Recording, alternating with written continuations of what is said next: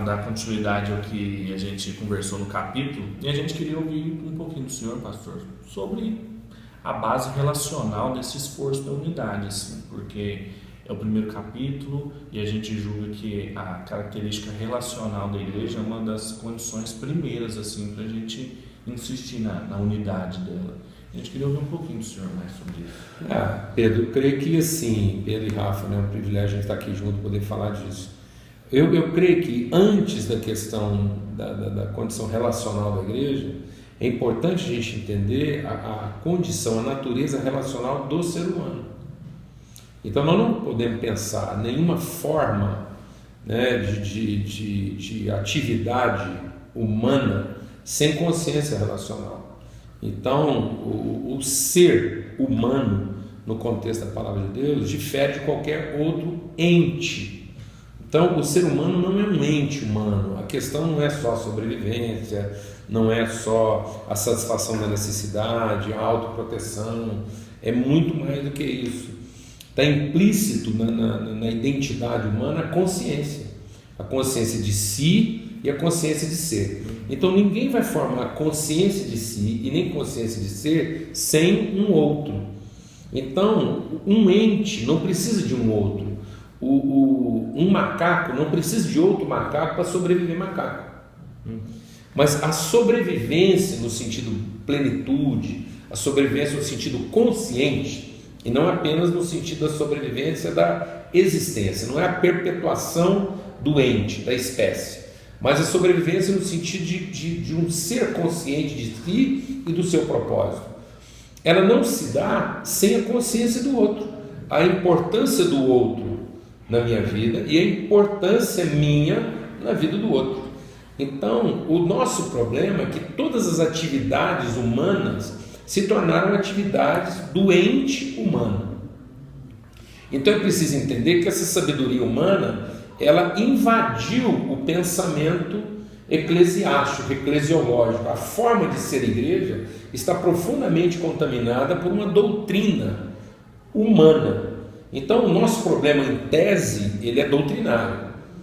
Foi a primeira pergunta de Deus para o homem foi: onde você está? Ou seja, por que você mudou o seu lugar de significado? E a segunda pergunta foi: quem te fez pensar dessa forma? Então nós temos um problema doutrinário, a consciência de si, da existência, das relações e tudo mais. Então a sabedoria humana, ela é animal. Se ela é animal, ela é sobrevivente. Ela é terrena, porque ela se ocupa apenas das coisas temporais. Ela é demoníaca, porque ela vai se basear nesse esforço de autossalvação. Então isso é doutrina. É uma doutrina demoníaca que faz a gente pensar só nas coisas temporais, e pensando nas coisas temporais a gente só pensa em sobrevivência. Isso é uma doutrina doente, que não vai desenvolver o ser, a relação. Então o problema é que todas as formas de congraçamento humano, não só a igreja, estão pautadas num instinto sobrevivente, que é o que faz com que o ente macaco, o ente búfalo, o ente vaca se agrupe. Ele não se agrupa porque ele tem consciência relacional, ele se agrupa porque essa é a forma instintiva de se autopreservar, de garantir a perpetuação da espécie. Então isso é animal. Então a igreja não pode continuar se reunindo apenas com o instinto de autossalvação. Ou seja, é a igreja que, em tese, resgata para a humanidade a doutrina da relação. Então, não dá para pensar humanidade sem relação, portanto, não dá para pensar igreja sem relação. Porque a igreja não resgata para o céu, a igreja resgata o sentido da vida na terra.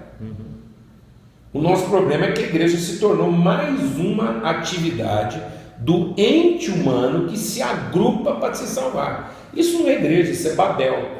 Babel é que foi um esforço animal, terreno e demoníaco de que a agregação nos daria uma condição melhor de sobrevivência. Eu acho interessante E isso não é igreja, isso é religião.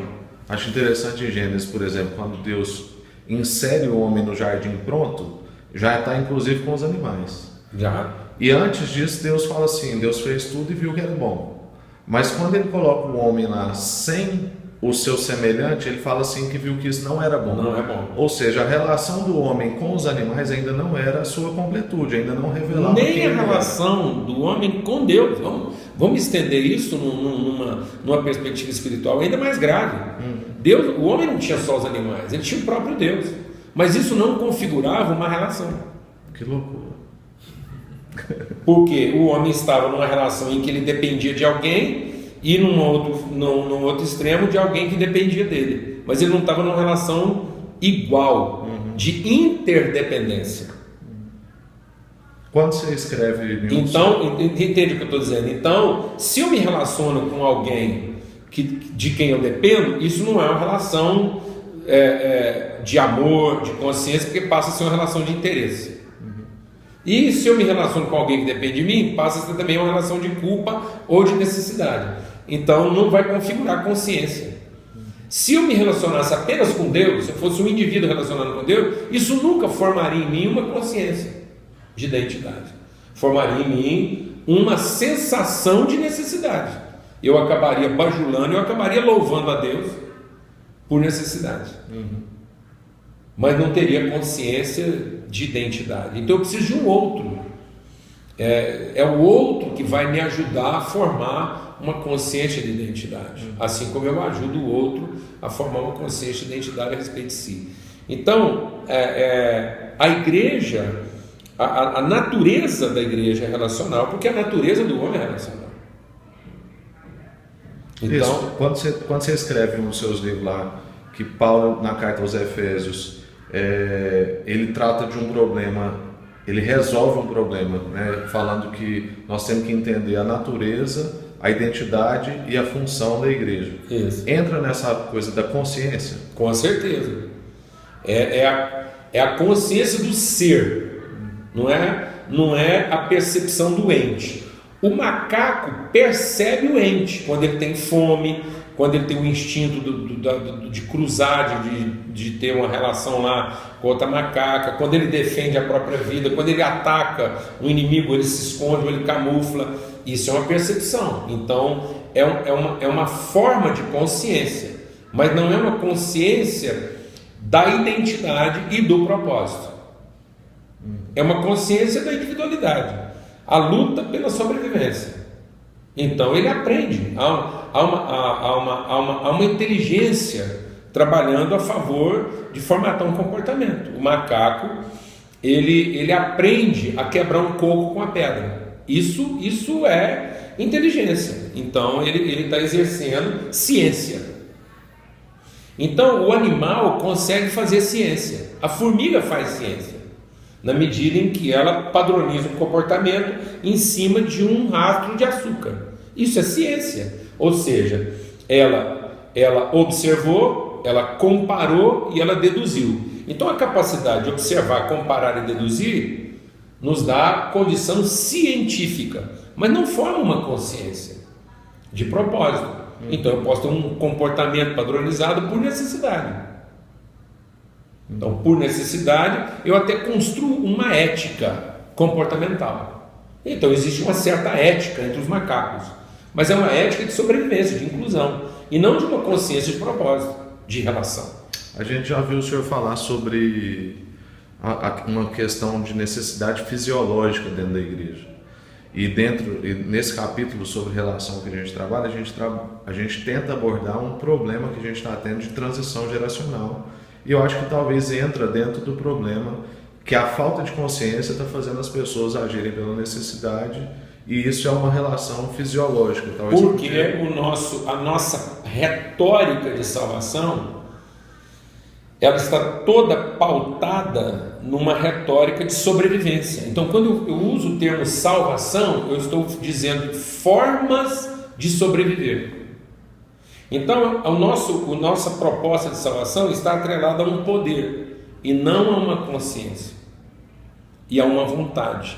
Então, o projeto de salvação de Deus para a nossa vida não está atrelado a um poder, está atrelado a uma vontade. Então eu não posso pensar que eu estou salvo apenas porque eu experimentei um poder que garante a minha sobrevivência. Então as pessoas estão querendo ser salvas, mas sem serem transformadas na sua Consciência. Elas querem ter uma experiência com o poder, mas não querem ter uma relação com a vontade. O poder de Deus interessa mais do que a vontade. Sendo que o projeto de salvação, ele está harmonizado com a vontade, ainda que eu não desfrute o poder. Porque Paulo diz exatamente isso. Foi essa lição que Paulo aprendeu, que não era fisiológica. Deus negou a Paulo o poder para que Paulo pudesse finalmente ser salvo. Ser salvo do quê? Da necessidade de poder. Porque agora Paulo diz o quê? Quando sou fraco, então que eu sou forte, porque mesmo fraco eu posso estar harmonizado com uma vontade, sem nenhuma necessidade de poder. Então a salvação está exatamente em não depender mais do poder. Jesus é o nosso modelo de salvação, porque o seu momento de glória está exatamente na hora em que ele abre mão de todo o poder. Na medida em que nós estimulamos a busca pelo poder, seja ele qual for, nós estamos nos perdendo, porque nós estamos pregando uma salvação de salve-se. Isso está dificultando a liderança. Há uma consciência de identidade, porque não é uma pregação de salvem-se. Então nós temos uma multidão de pessoas tentando salvar a si próprias. Eu tenho dito que um dos grandes fenômenos sociais hoje é a rave. Por que da rave? Porque o ser humano ele tem anseios, ele tem angústia relacional, porque Deus colocou a eternidade dentro dele, certo? Mas ao mesmo tempo, por conta do pecado, ele está se tornando cada vez mais amante de si mesmo. Então como é que você consegue harmonizar um ser que tem natureza relacional, mas que tem índole individual? A rave, porque a rave se tornou a celebração coletiva da individualidade. Então eu posso celebrar coletivamente a minha satisfação individual. Então muitos dos nossos cultos evangélicos estão se tornando raves evangélicas, porque é uma forma coletiva de celebrar a individualidade. Eu estou no meio de muita gente, então eu não estou sozinho, mas eu não tenho compromisso com ninguém a não ser com a minha própria satisfação. Então eu consigo ser amante de mim mesmo coletivamente, e aí está resolvido a dicotomia que tornaria a vida insuportável. Então por que a gente consegue sobreviver nessa vida? Porque eu estou sobrevivendo em bando e não em família. Nós estamos vivendo em bando porque temos o quê? Necessidades em comum e interesses em comum. Isso é uma quadrilha. Então uma rave é uma celebração de uma quadrilha que teve êxito no furto e se reúne para celebrar o fato de que todo mundo se deu bem. Como pode ser o culto. Ou então nós vamos criar uma grande comoção coletiva no sentido de que as necessidades de cada um sejam satisfeitas. Isso é Babel. E Babel por quê? Porque no fim cada um fala a sua própria língua e ninguém se entende. Eu acho que em que direção a gente teria que se... Em que direção tem que ir os nossos esforços para que a igreja retome esse papel que ela tem, que é um papel não só local, mas diz respeito a toda a humanidade, ser a consciência, a promotora de consciência da humanidade, relacional, porque se não for em Cristo, não tem como essa relação acontecer. Então, a pergunta era meio duas, assim, era qual o principal obstáculo, que talvez seja esse que o senhor estava falando agora, dessa preocupação de resolver os próprios problemas através de uma busca de poder, e que em direção então a gente teria que caminhar para que a igreja retomasse essa função dela de consciência relacional da humanidade. Eu vou falar uma coisa aqui meio grave, certo? É o seguinte: existem pessoas não evangélicas ou não religiosas que estão experimentando o reino de Deus melhor do que algumas pessoas evangélicas ou religiosas. Porque, como Deus colocou a eternidade no coração do homem, há pessoas que estão em busca dessa forma de vida, que é uma forma de vida com mais quebrantamento, há um arrependimento. Algumas pessoas estão se arrependendo da sua maneira de viver. Essa pergunta foi a pergunta que você está me fazendo foi a pergunta feita assim que Pedro terminou a mensagem. No dia de Pentecostes, Pedro terminou a mensagem e falou: e agora? O que nós fazemos? E a resposta foi: arrependei-vos. Mas não é arrepender de ter feito a coisa errada, é arrepender da iniquidade, não é propriamente do pecado. Existe um mal que é antes do pecado. Deus identificou o mal no ser humano que é antes do pecado, e que Tiago diz que é a causa do pecado, que é a iniquidade. A Bíblia diz: ninguém ao ser tentado diga que foi tentado por alguém, mas cada um é tentado pela sua própria iniquidade, e essa iniquidade concebendo dá à luz o pecado. Então quando Deus diz não é bom que o homem seja só, ele está dizendo é mal que o homem seja só. Então há um mal. Quando o homem tem a possibilidade relacional e opta pela individualidade, ele concebe o pecado, mas isso foi gerado por um sentimento de iniquidade, de direito. Então a primeira coisa, nós temos que arrepender de ser sozinho, arrepender de querer salvar a própria vida. E ao arrepender de querer salvar a própria vida, você optar, você decidir, não é optar no sentido de opção, mas é se decidir por uma vida de maior percepção. O John Stott, quando ele interpreta o texto lá de 1 João, ele diz que talvez quando João está dizendo lá, aquele que vendo o seu irmão passar necessidade e tem condição de ajudar e nega, o amor de Deus não pode estar nele. Então o arrependimento não é o arrependimento de eu ter feito algo errado que me prejudica. O arrependimento é: eu não vi meu irmão esse tempo todo, eu não tive olhos para o outro. Só que às vezes a gente prega assim: arrepende, mas arrepende de algo que você fez e que te prejudica. Esse arrependimento, ele vale nada, porque de novo eu estou me arrependendo de algo, tentando reverter alguma coisa em meu próprio benefício. Não é esse o arrependimento. O arrependimento é: puxa, durante tanto tempo eu só tive olhos para mim mesmo.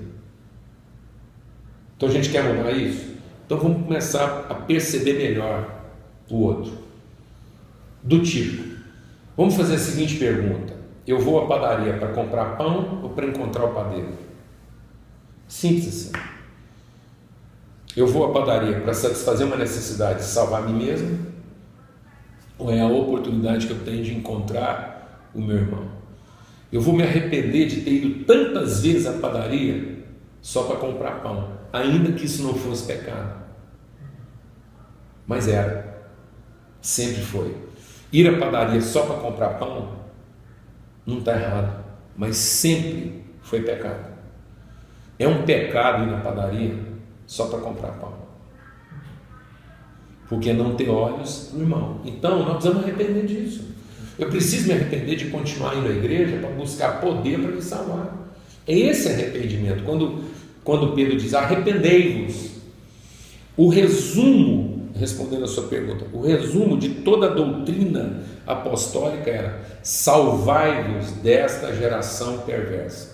E pronto, eles não estão nem sofisticando doutrinariamente em arminianismo, em calvinismo. Não, a pregação é muito simples: salvai-vos da perversidade dessa geração. E o salvai-vos ali não é salve em si, é salvem uns aos outros de continuarem vivendo de forma perversa. O que é perverso? É o corrompido, é o degenerado. E o que é o degenerado? É viver para salvar quem? A si próprio. É muito simples. Aquele que tenta salvar a sua própria vida, perder lá. Então a resposta dos apóstolos a essa pergunta é muito radical, muito básica. Uma criança consegue entender isso. A gente é que vai sofisticando e transforma isso num escopo doutrinário altamente complicado. Mas a coisa é simples. Arrepende de viver só para você. E isso vai significar que você não vai se arrepender só de erros. Talvez você vai arrepender dos seus principais acertos. Porque foram esforços de acertar para no fim salvar quem? Então talvez os nossos piores pecados não estejam nos nossos maiores erros. Talvez os nossos piores pecados estejam habitando os nossos maiores acertos, porque é a ideia de que ao acertar daquela forma eu dispensei todo mundo. É aqui nos meus principais acertos que eu me torno cruel. que eu me torne um indivíduo, que eu me garanto, que eu herdo os céus, mas não herdo a terra. Então é arrependimento e uma decisão por uma vida mais simples, por uma vida mais volátil, mais líquida. Eu creio que nós devemos resgatar uma vida mais fluida, uma vida que escorre e que vai encontrando o caminho desenhado por Deus, sem tentar ter controle, sem tentar ter definições próprias, leis próprias. Então, quando a Bíblia diz que o justo é aquele que ouve o Espírito e que não sabe de onde vem nem para onde vai, então é isso. As figuras do Espírito são todas fluidas. É ar, é vento, é rio. Então, assim, são figuras fluidas. Então, é o arrependimento de querer uma vida em estado sólido, em estado concreto, com leis definidas, né? E entender essa vida num sentido mais líquido, mais fluido. Paulo Júnior, se a gente tivesse que pedir para você fazer um clamor aos mais jovens e aos da sua geração, como que você faria isso? Porque a gente percebe que você é de uma geração, assim, a gente poderia dizer talvez de uma elite teológica, assim, a gente bebe do que você e os seus amigos produzem, a gente faz animado no que a gente viu vocês fazerem, mas muitos desses amigos a gente viu que se perderam no meio do caminho. E eu, ao escrever esse capítulo, meu coração fica assim, eu creio que parte dessas pessoas que se perderam foi pelo isolamento, foi porque ficaram doidas de andar sozinhas, e a gente não quer ver nem os nossos pais correndo esse risco mais, e nem os que estão vindo, porque quem está sendo formado por pessoas assim corre o risco de cair no mesmo erro. O seu clamor seria qual? Eu posso resumir isso numa palavra, Rafa. Uma palavra: responsabilidade. É a gente ser responsivo a Deus. A gente tem a tendência de querer ser responsivo às circunstâncias, às pessoas ou às oportunidades. E isso é desleal, isso é covarde. Então, nós não precisamos ter outro motivo para nos esforçarmos totalmente pela unidade, senão o motivo que nós encontramos em Deus. Então a responsabilidade é nossa. A responsabilidade da relação nunca é do outro. Eu não posso responsabilizar quem quer que seja pela relação. A responsabilidade é de quem viu Deus. Se eu vi Deus e vi o que Deus deu, então, e sou filho de Deus, então eu estou no papel de fazer a mesma coisa que eu vi meu pai fazendo. Assumir essa responsabilidade. O momento de maturidade de Jesus é uma declaração de responsabilidade. Jesus deixa de ser criança e se revela um adulto quando aos 12 anos ele diz: eu estou aqui para cuidar dos negócios do meu pai. Então, o nosso problema é que a gente foi se tornando irresponsável, que é o primeiro sinal de pecado. No primeiro momento em que só desligar aqui. No primeiro momento em que Deus veio falar com o homem e com a mulher no pecado, a primeira fala deles é transferir responsabilidade. Então, o primeiro sinal de autossalvação é dizer que a culpa é do outro. Então, o meu apelo é exatamente esse, que as gerações de hoje e por vir assumam sua responsabilidade, deixem de ser meninos, porque quando eu estou transferindo a responsabilidade para alguém, isso é o maior sinal da minha infantilidade. Então, se a gente quiser amadurecer, se a gente quiser ser homem de verdade, mulher de verdade, é assumir a responsabilidade, é deixar de dizer que a culpa é do outro, foi a serpente, ou foi a mulher que o Senhor me deu, ou foi o Senhor que não me deu o poder que eu precisava. Então, a palavra é essa, porque é a palavra de Isaías. Quando Isaías viu a glória de Deus, a pergunta foi: quem? Quem assume a responsabilidade? Quem é a resposta? E Isaías não transferiu isso para ninguém, ele disse: eu estou aqui, e eu me disponho a ser a resposta. Então, a gente está esperando, de novo, a gente está esperando um compromisso coletivo com benefício individual. Na medida em que eu estou sempre responsabilizando alguém, eu estou salvando o indivíduo. Na medida em que eu estou disposto a sacrificar a minha individualidade de salvação em favor da salvação de outros, aí eu estou assumindo a responsabilidade. Que é o testemunho de Jesus diante do traidor. Quando Judas chegou, Jesus sabia exatamente o que ele ia fazer, e a palavra foi: e aí, amigo? Entendeu? E ele não estava sendo hipócrita. Então, aí eu vou te falar, aí é Cristo, né? É você realmente olhar para o outro e ter pelo outro a fé que ele mesmo não tem por ele, quanto menos por você. Então, quando Paulo fala disso, que nós temos o ministério da reconciliação, ele diz: portanto, agora nós estamos em Cristo, a ninguém mais conhecemos segundo a carne, nem mesmo a Cristo. Então, para mim agora a referência não é Jesus, o homem Jesus que caminhou na terra. Para mim é o homem Cristo eterno que aflorou no sacrifício de Jesus. Então eu vi um homem que transcende o ente humano Jesus, que mostrou o ser humano Cristo, que é um homem que vive em oferta contínua em favor dos seus irmãos. Ele era o responsável, ele era o homem que respondeu ao coração de Deus. Então, que todos nós sejamos homens que respondem ao coração de Deus. Amém. Amém.